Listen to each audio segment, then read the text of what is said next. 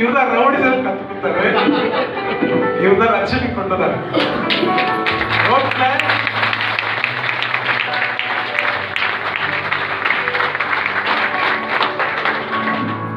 பாரத் நகர்ல துண்டு பேப்பர்ல 91 சங்கீதம் 8ஆம் வசனம் 7ஆம் வசனம் எனக்கு தெரியாத மாணவர் யாருக்கும் படிச்சுக்கோங்க. அவர் தான் குப்பமா. அவங்க தான் ஒரு பக்கத்துல 1000 பேரும் ஒரு வலது பக்கத்துல 16 பண்ணாலும் விழுகாது. இவர் போட்ட விதை தான் மறுபடியும் ஆண்டவர் வளர்க்கிறாரு. நம்மளும் எவ்வளவு கஷ்டத்துல வார்த்தை கேட்கும். ஆனா ரட்சிப்பு என்ற வசனம் ஒன்று உண்டு.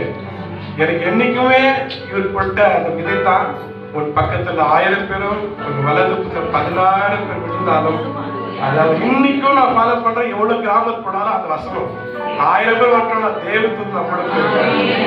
அதில் அவர் போட்ட விதை இன்னைக்கு அவர் கண்டிப்பாக ஒரு டீம்காக இன்னைக்கு வரல. அது அவர் உட்கார்ந்துக்காரு, ஒரு டைம் பேசுவாரு. கர்த்தருக்கு ஸ்தோத்திரம். நம்ம எல்லாம் ஹல்லேலூயா. கர்த்தருடைய பரிசுத்த நாமத்துக்கு மகிமை உண்டாகட்டும்.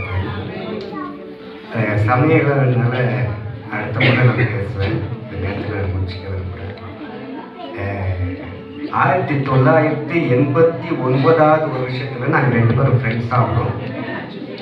1990 வருஷம் நான் ரட்சிக்கப்படுறேன். ஆண்டவர் கையில் விதையை கொடுத்தார். நெல்ல நிலத்தில் விதைத்தேன்.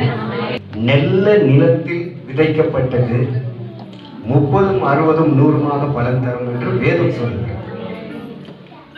வேதம் சொல்லுது. என் கண்ணால பார்க்குறேன். இதை விட சந்தோஷம் வேற எதுவுமே கிடையாது.